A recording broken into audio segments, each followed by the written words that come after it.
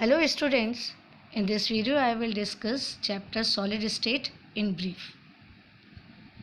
Here we'll discuss first introduction, that is what we mean by solid state, then classification of solids. There are many ways by which solids can be classified. Then we discuss in third point different terms that we use to explain packing of solid particles inside a solid. And after that we'll see in point 4 the different types of packing of solid particles, and point 5 and 6 are related to electrical and magnetic properties of solids. Now let us begin. First point, introduction. As we all know that solids have definite shape, definite volume, low compressibility and high density. Constituent particles of matter inside solid may be atoms, molecules or ions. So always remember that particles of solid may be atom, molecules or ions. Now next is classification of solids. Solids can be classified on the basis of different criteria. First criteria is on the basis of arrangement of particles inside a solid. If the particle arrangement is very specific, means arrangement जो है वो orderly arrangement है. As you can see, small particles, big particle, small and big. So if in entire crystal, entire solid, this classification can be seen, कहीं पर भी इस arrangement का violation नहीं होता है, यानी अरेंजमेंट डिसकंटिन्यू नहीं होता है, then such type of solids are termed as crystalline solids. Okay. Now if this arrangement cannot see on long range, यानी कहीं पर तो अरेंजमेंट दिखाई दे रहा है, कहीं पर अरेंजमेंट दिखाई नहीं दे रहा है, तो इस तरह के सॉलिड्स को हम कहते हैं एमॉर्फस सॉलिड्स. सो क्रिस्टलाइन सॉलिड्स में पार्टिकल अरेंजमेंट लॉन्ग रेंज होगा, कहीं पर भी वायलेशन दिखाई नहीं देगा, और एमॉर्फस सॉलिड्स में ये जो अरेंजमेंट है पार्टिकल्स का, ये वायलेट होता हुआ दिखाई देगा, यानी ये शॉर्ट रेंज ऑर्डर होता है.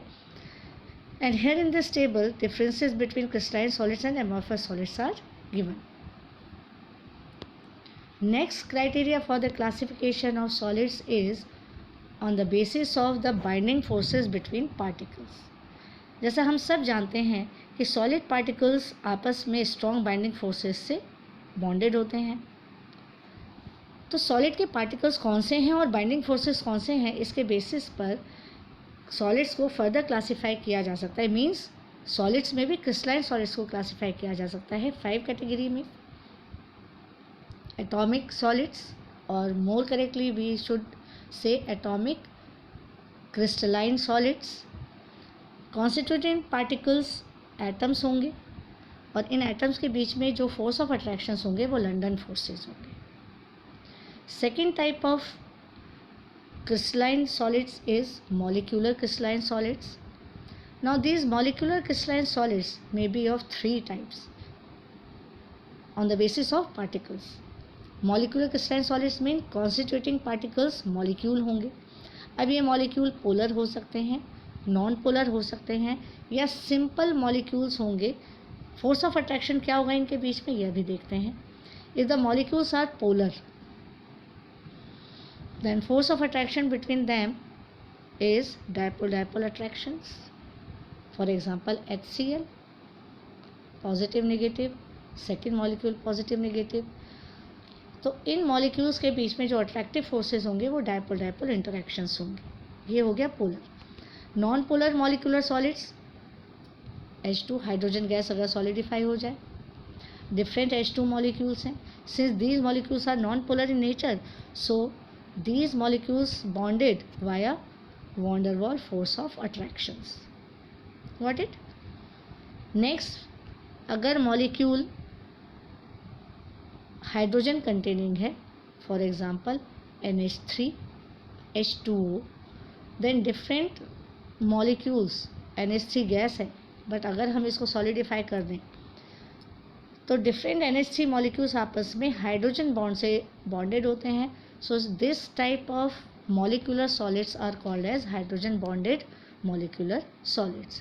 So molecular solids तीन तरह के हो गए, polar molecular solids, non-polar molecular solids and hydrogen bonded molecular solids. Third category of crystalline solids is ionic solids. As the name implies, constituting particles are positive and negative ions, यानी ionic compounds हैं, and the bond between them is ionic bond. Next is covalent crystalline solids. Constituting particles of these type of solids are atoms that are connected in covalent bond. इनके बीच में covalent bonds होंगे. And last one is metallic solids. Metallic solids में constituting particles क्या होंगे? Metal atoms होंगे. Metal atoms को कहा जाता है positive ion in the sea of electrons, क्योंकि metal कौन होते हैं जिनमें इलेक्ट्रॉन फ्रीली मूव करते हैं. So it is called as cations in sea of electrons. Binding forces metallic bonds होंगे इनके. नेक्स्ट अब हम देखते हैं second point, means packing of particles inside a crystalline solid. इस पैकिंग को देखने के लिए हमें कुछ टर्म्स समझनी होंगी. First is crystal lattice and second is unit cell. सबसे पहले हम क्रिस्टल लैटिस को लेते हैं. जैसा कि डायग्राम में ही शो हो रहा है, crystal lattice is a 3 dimensional arrangement of particles. These dots are particles. 3D arrangement. 3D arrangement means lengthwise, widthwise and heightwise. So this is called as 3D arrangement, and for solid it is called as crystal lattice. Now the smallest portion of particles of crystal lattice, smallest portion of particles of crystal lattice which can be used to prepare entire crystal lattice. यानी ये unit cell है, इसको कहेंगे हम unit cell. Smallest set of particles जिसके repetition से entire crystal lattice generate होता है, इसको हम कहते हैं यूनिट सेल. ओके, अब ये यूनिट सेल जो होता है कैसे करेक्टराइज होगा? इस यूनिट सेल की 3 एजेस होंगी, length, width, height, ABC, and angle between them. इनके बीच में जो एंगल होगा, as we can see, alpha, इसको बोले तो in between these 2 beta. Okay, इन दोनों के बीच में एक एंगल आ गया. Got it? इन 2 के बीच में एक एंगल आ गया. अब बचा कौन सा? इनके बीच में. तो 3 angle. Unit cell is characterized by 3 axes ABC and 3 angles between them. Okay, so edges ABC and angle between them alpha, beta, gamma. ये एजेस हमेशा एक दूसरे के परपेंडिकुलर हों जरूरी नहीं है. अब unit cell further broadly 2 types में डिवाइड होते हैं. First is called as primitive unit cell and second one is called as centred unit cell. Primitive unit cell when the particles are present only at the corners, जैसा कि इसमें show किया हुआ है, that is called as primitive unit cell. Second one is centered unit cell. Centered unit cell further divided into 3 categories: body centered unit cell, face centered unit cell and end centered unit cell. Let us have a look on each type of centered unit cells. Body centered unit cell, as the name implies, यहाँ पर particles corner पे तो होंगे ही होंगे. Corner पे particle हमेशा रहेंगे क्योंकि ये यूनिट सेल का एक स्केलेटन ढांचा तैयार कर रहे हैं. Along with this one particle is present at the centre of the body, so it is called as body centred unit cell. Next is face centred unit cell. Face centred unit cell along with the particles at the corners 1 particle present at the centre of each face. हो गया face centred unit cell. Okay. Next one is end centred unit cell along with corners. 1 particle is present exactly at the center of any of two opposite phases. यानी किन्हीं भी दो opposite phases के centre में जो particle होंगे, दो ही particle होंगे, उसको हम कहते हैं end centred unit cell. Okay. इसके बाद हम देखते हैं कि ये जो यूनिट सेल्स हैं इनमें इनकी axes ABC and angles alpha beta gamma के बीच में क्या रिलेशन होता है. जैसा भी हमने कहा कि हमेशा ये परपेंडिकुलर नहीं होंगे, तो इनके बीच में रिलेशन के बेसिस पर फर्दर यूनिट सेल्स की जो शेप होगी वो 1, 2, 3, 4, 5, 6 एंड 7 टाइप की शेप हो सकती है. These are called as 7 unit cells. और ये यूनिट सेल आपस में डिफरेंट वे से कंबाइन होकर के क्रिस्टल बना सकते हैं. तो 14 टाइप्स ऑफ क्रिस्टल लैटिसेस होते हैं. तो इस टेबल में इनके बीच में रिलेशनशिप ABC इक्वल हैं, ABC इक्वल नहीं हैं, अल्फ़ा बीटा गामा इक्वल हैं, अल्फ़ा बीटा गामा इक्वल नहीं हैं. इसके बेसिस पर ये 14 टाइप के क्रिस्टल लैटिस बनाता है. नेक्स्ट देखते हैं number of particle that belongs to a particular unit cell. देखने में हमें आ रहा है कि एक प्रिमिटिव यूनिट सेल में जो पार्टिकल्स हैं वो 8 हैं. पार्टिकल्स जो हैं वो 8 हैं. देखने में ऐसा आ रहा है but it is not true. Previous diagram को अगर हम देखते हैं, देखिए यूनिट सेल के कॉम्बिनेशन से क्रिस्टल लैटिस जनरेट हो रहा है. ओके. हम इसको चूज़ करते हैं. Easily you can visualize that this particle is shared in between 8 unit cells. Easily visualize कर लीजिए, आगे पीछे ऊपर नीचे left right 8 particles 8 unit cell के बीच में ये पार्टिकल जो है वो शेयर आउट हो रहा है. ओके. 1 इसको हमने चूज़ किया है, ये हुआ. इसके जस्ट पीछे वाला 2, इसके जस्ट राइट साइड 3, ओके. पीछे वाले के राइट साइड वाला 4, इसके ऊपर वाला 5, ये जो इसके पीछे था इसके ऊपर वाला 6, पीछे जो था इसके ऊपर वाला, ये जो फ्रंट साइड में था इसके ऊपर वाला 7 और पीछे जो था उसके ऊपर वाला 8. So in this way 1 particle in primitive unit cell, that means the particle which are present at the corner, these are shared in between 8 unit cells. यानी कि एक पार्टिकल कॉर्नर वाला 8 यूनिट सेल्स में शेयर हो रहा है. तो एक पार्टिकल को वो कितना कंट्रीब्यूट करेगा, 1/8. टोटल 8 पार्टिकल्स हैं, तो 1 पार्टिकल हो गया हमारा with respect to primitive unit cell. यानी प्रिमिटिव यूनिट सेल में जो पार्टिकल बिलोंग करेगा वो 1 करेगा. Body centre 1 particle with respect to corner and 1 particle with respect to body. जो बॉडी के एकदम सेंटर में है वो तो बॉडी को ही बिलोंग करेगा, किसी और के साथ शेयर आउट नहीं हो रहा है. So number of particles are 2. अब अगर हम फेस सेंटर का देखते हैं, वापस से हम देखते हैं कि हर पार्टिकल जो फेस के सेंटर में है, have a look at this diagram.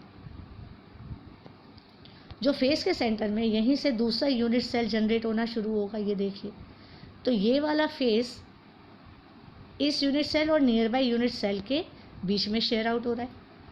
तो जो फेस के सेंटर में पार्टिकल है वो 2 यूनिट सेल के बीच में शेयर आउट होता है. And how many faces are there, 6 faces हैं. ठीक. So 1 particle with respect to corner and 3 particle with respect to face. So in this way total number of 4 particles belongs to face centered unit cell. तो ये हो गया calculation of number of particles that belongs to 1 particular unit cell. Next आ जाते हैं, अब जो particles हैं वो क्रिस्टल के अंदर पैक कैसे होते हैं, तो हम इसको स्टेप बाय स्टेप देखेंगे. 1 dimensional packing, particle side by side arrange हो गए और एक रो बना दी. So this is called as 1 dimensional close packing. 1 dimensional close packing में कितने पार्टिकल एक दूसरे के साथ डायरेक्ट कॉन्टैक्ट में आ रहे हैं. If we choose this pink particle, then it is in direct contact with 2 particles. If we choose this green, then again it is in direct contact with 2 particles. तो किसी भी क्रिस्टल में जितने particles किसी एक पर्टिकुलर पार्टिकल के contact में रहते हैं वो उसका कोऑर्डिनेशन नंबर होता है. So in one dimensional close packing the coordination number of particle is 2. Next is two dimensional close packing. तो टू डायमेंशनल क्लोज पैकिंग में क्या हो रहा है भाई? टू डायमेंशनल क्लोज पैकिंग में हो रहा है कि हर पार्टिकल, हर layer, row sorry not layer, ये एक फर्स्ट रो बन गई हमारा वन डायमेंशन में. अब डिफरेंट रोज एक दूसरे के साथ अलाइन हो जाए पार्टिकल बाय पार्टिकल, तो ये हमारा हो गया टू डायमेंशनल नेटवर्क. ये हमको क्या मिल गया? 2D नेटवर्क मिल गया. यहाँ 2D नेटवर्क में कोऑर्डिनेशन नंबर कितना है? 4, अगर हमने ये चूज़ किया तो. And if we join the centre of these 4 faces then we get a square. That's why this packing, two-dimensional closed packing is called as square closed packing and also it is called as AA type packing. AA type packing क्यों? क्योंकि हर रो अपने से previous रो का repetition है, उनके particle arrangement में कहीं कोई डिफरेंस नहीं है.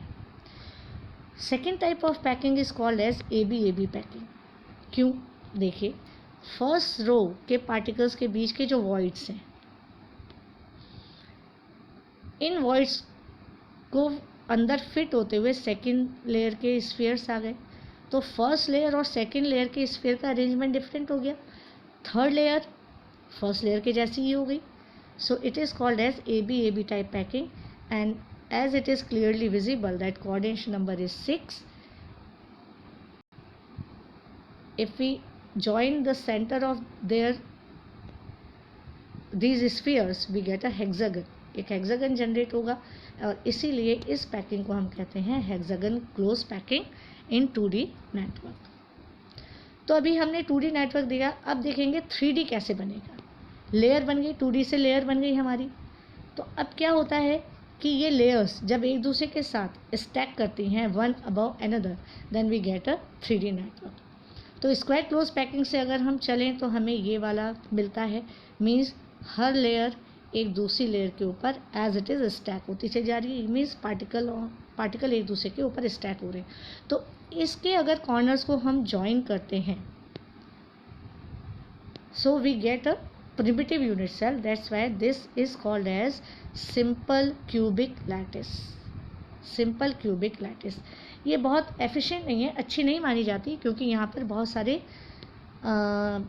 स्पेस वेकेंट है. सेकेंड, हम हेक्सागोनल क्लोज पैकिंग 2 डायमेंशनल से चलते हैं. 2 डायमेंशनल क्लोज पैकिंग से अगर हम चलते हैं तो यहाँ पर हम 2 तरह की पैकिंग की बात करेंगे. इसको समझने के लिए चलिए देखते हैं. If we have chosen this sphere then it is surrounded by these 6 spheres. देखिए how many voids are there around this central sphere? 6 voids. 3 are labelled by T and 3 are labelled by O. 6 voids आ गए. अब जो second layer इसके ऊपर आएगी वो किस तरह से आए कि भाई फर्स्ट लेयर के वॉइड्स को कवर करती हुई आ जाए, तभी एफिशिएंट होगी. तो फेडेड स्फीयर्स जो हैं, मान लीजिए फेडेड स्फीयर्स जो हैं वो सेकेंड लेयर के स्फीयर्स हैं. तो फेडेड स्फीयर्स कहाँ है? देखिए, फेडेड स्फीयर्स अगर T वॉइड्स को कवर कर रहे हैं तो ये O वॉइड्स अनकवर्ड रह गए. Okay, so after packing of this second layer we have 2 types of voids. First type of voids labeled by T which are covered by second layer sphere and second type of voids labeled by O which remains uncovered. अब देखिए second layer के भी voids हैं. ये जो T यहाँ पर दिखाई दे रहा है आपको लिखा हुआ, ये T, इस T को अगर आप ध्यान से देखें ये कौन सा T है? ये सेकेंड लेयर के वॉइड्स के बीच का वॉइड है जिसके एग्जैक्टली नीचे फर्स्ट लेयर का ये स्फीयर आ रहा है.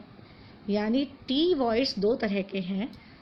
फर्स्ट लेयर के voids which are covered by second layer और सेकेंड लेयर के वॉइड्स या एम्प्टी स्पेसेस जो कि फर्स्ट लेयर से कवर हो रहे हैं.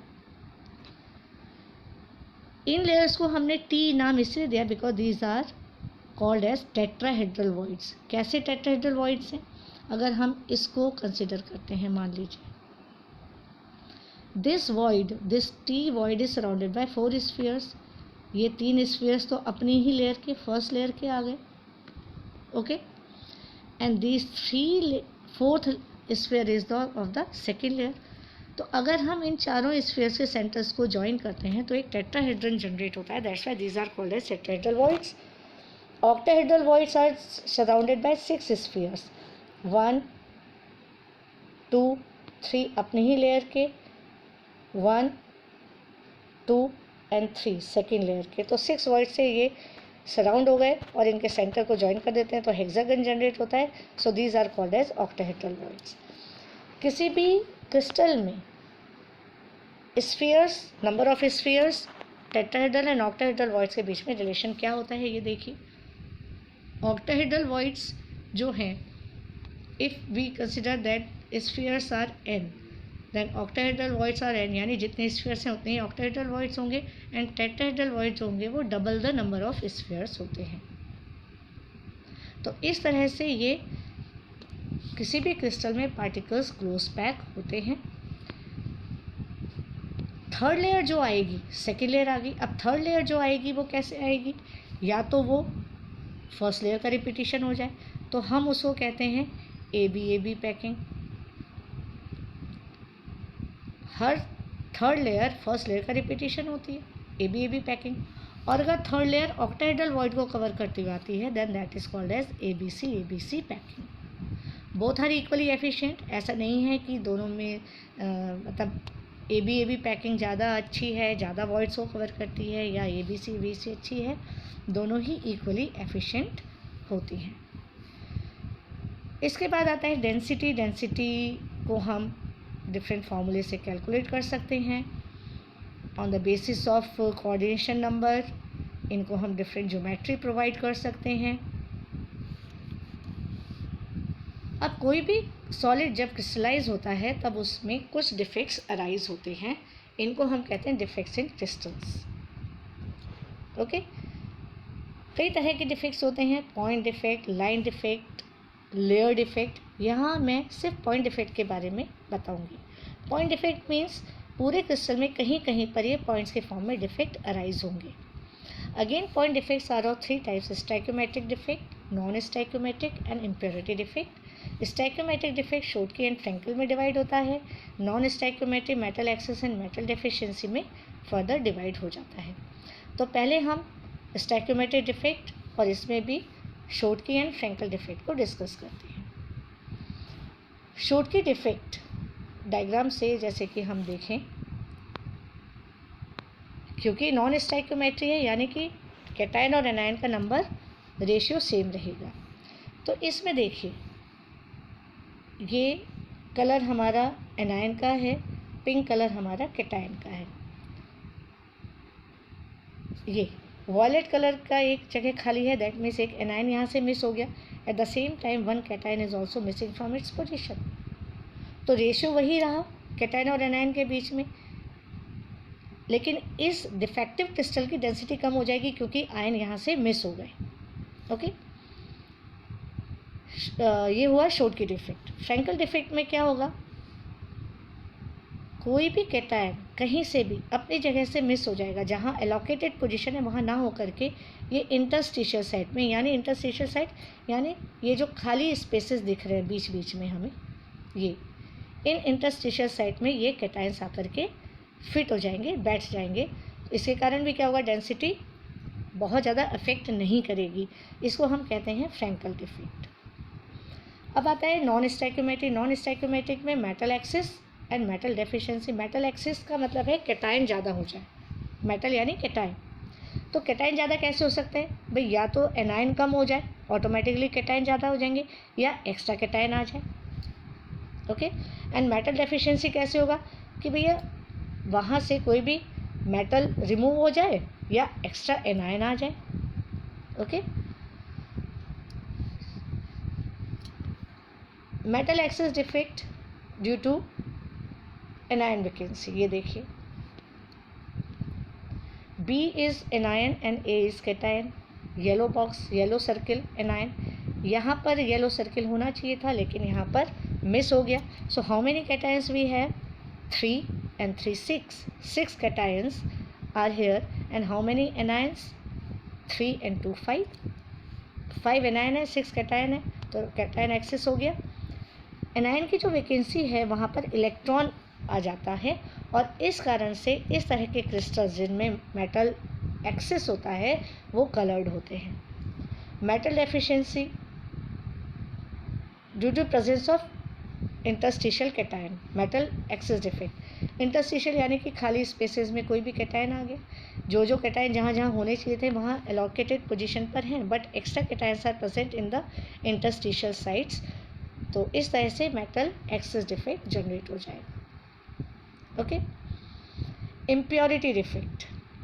Impurity defect as the name implies, कोई इम्प्योरिटी आ जाए। इम्प्योरिटी हमेशा कैटायन की ही आती है, एनायन की नहीं आती है। तो कम ऑक्सीडेशन नंबर का एनायन की जगह पर हायर ऑक्सीडेशन नंबर का कैटायन आ गया, कम ऑक्सीडेशन नंबर का कैटायन हटेगा और उसकी जगह पर हायर ऑक्सीडेशन नंबर का कैटायन आ गया। +2 +1 की जगह पर +2 आ गया, एक और +1 अपनी पोजीशन से मिस हो जाता है। तो इस तरह से इलेक्ट्रिकल न्यूट्रलिटी तो मेंटेन रहती है, बट क्योंकि एक इम्प्योरिटी आयन यहाँ पर आ गया, so it is called as impurity defect. तो इसकी डेंसिटी कम हो जाएगी क्योंकि ये वैकेंसी डिफेक्ट भी है, क्योंकि यहाँ पर वैकेंसी क्रिएट होती है। तो इस तरह से ये डिफेक्ट्स हमने सारे डिस्कस कर लिए। नेक्स्ट हम अब प्रोसीड करते हैं प्रॉपर्टीज़ ऑफ सॉलिड्स पर। दो प्रॉपर्टीज़ हम डिस्कस करेंगे, electrical and magnetic properties. Electrical properties electrical conductivity के बेसिस पर हम जानते हैं conductor, insulator and semi conductors में हम सॉलिड को डिफाइन करते हैं, क्लासीफाई करते हैं। कंडक्टिविटी को समझने के लिए हम एक थ्योरी लेते हैं which is called as band theory.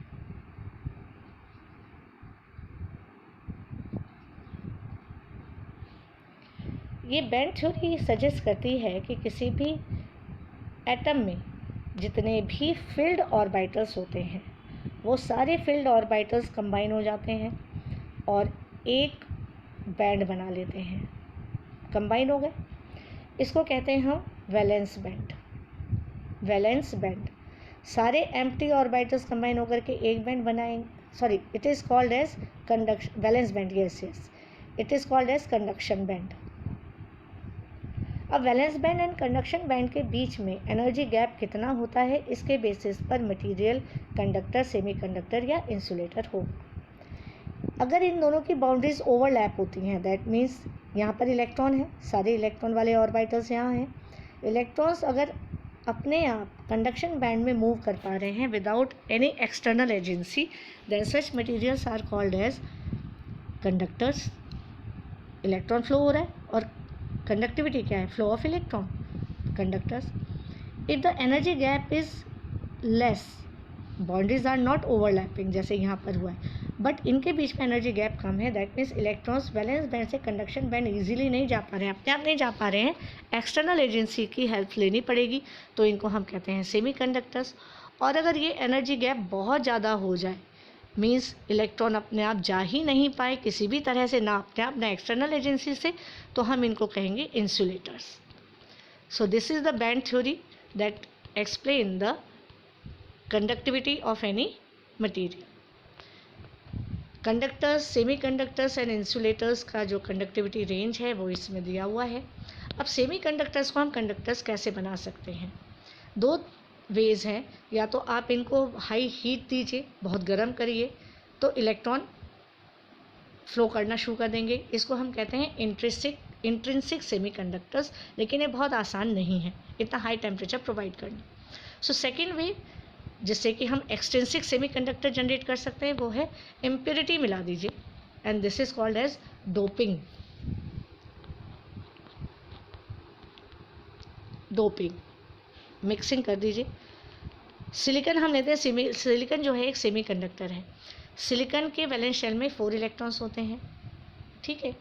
ये एक सिलिकॉन एटम है, इसमें देखिए it is surrounded by 4 atoms around it, तो ये 4 कोवेलेंट बॉन्ड बना लेगा शेयरिंग करके 1-1।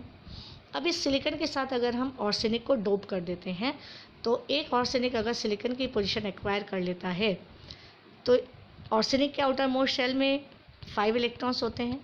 ओके, ऑर्सेनिक अपने इन 5 वैलेंस इलेक्ट्रॉन्स को यूज़ करके 5 में से 4 इलेक्ट्रॉन्स को यूज़ करके ये 4 सिलिकॉन एटम्स के साथ तो 4 कोवेलेंट बॉन्ड बना लेगा। 5th इलेक्ट्रॉन इसका फ्री रह जाएगा। ओके, यही फ्री इलेक्ट्रॉन कंडक्टिविटी के लिए रेस्पॉन्सिबल होता है, क्योंकि इलेक्ट्रॉन्स नेगेटिवली चार्ज पार्टिकल्स होते हैं और यहाँ पर इलेक्ट्रॉन के कारण कंडक्टिविटी हो रही है। तो इस तरह के सेमीकंडक्टर्स को हम कहते हैं एन टाइप सेमीकंडक्टर्स। अभी तो हमने इलेक्ट्रॉन रिच इम्प्योरिटी यानी जिसके पास इलेक्ट्रॉन ज़्यादा है उसके साथ डोपिंग करा। अब अगर हम मिक्सिंग कर दें इलेक्ट्रॉन डेफिशिएंट यानी जिसके पास इलेक्ट्रॉन की कमी है, बोरॉन ले लीजिए। बोरॉन के आउटर मोस्ट शेल में 3 इलेक्ट्रॉन्स हैं, तो ये बोरॉन अपने नियर बाय 3 सिलिकॉन एटम्स के साथ तो 1-1 कोवेलेंट बॉन्ड बना लेगा। 4th साइड कोवेलेंट बॉन्ड नहीं बन पाएगा और यहाँ पर एक होल आ जाएगा। इसको हम ट्रीट कर सकते हैं एज अ पॉजिटिव सेंटर। अब क्या होगा, नियर बाय इलेक्ट्रॉन इसको ऑक्यूपाई करने के लिए यहाँ जाएगा तो यहाँ होल जनरेट होगा। ये इलेक्ट्रॉन इधर जाएगा, यहाँ होल जनरेट होगा। यहाँ से इलेक्ट्रॉन जाएगा, यहाँ होल जनरेट होगा। That means electrons are moving in one direction and holes are moving in one direction, opposite direction. Electron ऐसे मूव कर रहे हैं तो होल ऐसे मूव कर रहे हैं। इलेक्ट्रॉन का मूवमेंट स्टार्ट हो गया और जैसे इलेक्ट्रॉन का मूवमेंट स्टार्ट हुआ एक सेमीकंडक्टर कंडक्टर की तरह से बिहेव करने लगेगा, क्योंकि यहाँ होल के कारण जनरेट है। होल को हमने पॉजिटिव सेंटर दिया था। So this type of semiconductors are called as P type semiconductors. Next let us discuss magnetic properties. Magnetic properties electron के मूवमेंट के कारण होता है। इलेक्ट्रॉन न्यूक्लियस के चारों तरफ रिवॉल्व करता है और अपने स्पिन पर भी, अपने एक्सिस पर भी स्पिन करता है। और क्योंकि इलेक्ट्रॉन एक चार्ज पार्टिकल है, जब वो मूव करता है तो अपने चारों तरफ मैग्नेटिक फील्ड प्रोड्यूस कर लेता है और उस मैग्नेटिक फील्ड का कोई मैग्नेटिक मूवमेंट होता है। उस मैग्नेटिक मूवमेंट के बेसिस पर ही, उसकी वैल्यू के बेसिस पर ही मैग्नेटिक मटेरियल्स को हम 5 कैटेगरी में डिवाइड कर सकते हैं: diamagnetic, paramagnetic, ferro, ferri and anti ferromagnetic. और इनके मैग्नेटिज्म को हम इसी नाम से जान सकते हैं। डायमैग्नेटिक सब्सटेंसेस वो होते हैं जिनमें सारे इलेक्ट्रॉन्स पेयर्ड होते हैं। हर ऑर्बिटल में इलेक्ट्रॉन पेयर होता है। अब क्या हुआ, ये एक दूसरे के मैग्नेटिक मोमेंट को कैंसिल आउट कर देते हैं, इसीलिए डायमैग्नेटिक सब्सटेंस का मैग्नेटिक मोमेंट बहुत बहुत कम होता है, नेग्लिजिबल होता है। पैरामैग्नेटिक सब्सटेंसेस जिनमें एक भी इलेक्ट्रॉन अगर अनपेयर्ड हुआ, all the electrons are paired but only one electron if is unpaired, at least one, तो अब इसके मैग्नेटिक मूवमेंट को कैंसिल करने के लिए दूसरा इलेक्ट्रॉन नहीं है, तो इनमें मैग्नेटिज्म थोड़ा बहुत प्रोड्यूस किया जा सकता है अगर इनको मैग्नेटिक फील्ड में रखें। लेकिन जैसे इनको हम मैग्नेटिक फील्ड से हटाएंगे इनका मैग्नेटिज्म ख़त्म हो जाएगा, तो ये टेम्परेरी मैग्नेटिज्म शो करते हैं। Ferromagnetic, anti ferromagnetic and ferri magnetic substances को समझने के लिए हम एक कंसेप्ट लेते हैं कि मान लीजिए जो इलेक्ट्रॉन्स हैं या आयंस हैं या पार्टिकल्स हैं किसी भी मटेरियल के अंदर, वो एक मैग्नेट की तरह से हैं, हैविंग पोल्स। जैसे मैग्नेट में नॉर्थ साउथ पोल होते हैं, ऐसे ही मान लीजिए कि इनमें पोल्स होते हैं and these are called as domains. Okay, ये डोमेन्स जनरली अलाइंड नहीं होते। जैसा इस डायग्राम में देख रहे हैं, डोमेन्स आर नॉट अलाइंड, इधर उधर इनके डायरेक्शन सेम नहीं है, अलाइन में डायरेक्शन सेम नहीं है। तो ये पैरामैग्नेटिक सब्सटेंसेस हो गए। जब इनको मैग्नेटिक फील्ड में रखेंगे तो थोड़े से इस तरह का अरेंजमेंट इनमें जनरेट हो जाएगा, जैसा कि आप इसमें देख रहे हैं, सेम डायरेक्शन में आ गए। लेकिन जैसे ही मैग्नेटिक फील्ड हटाएंगे वापस से ये इधर उधर फैल जाएंगे। तो इसीलिए पैरामैग्नेटिक सब्सटेंसेस वीक मैग्नेट होते हैं।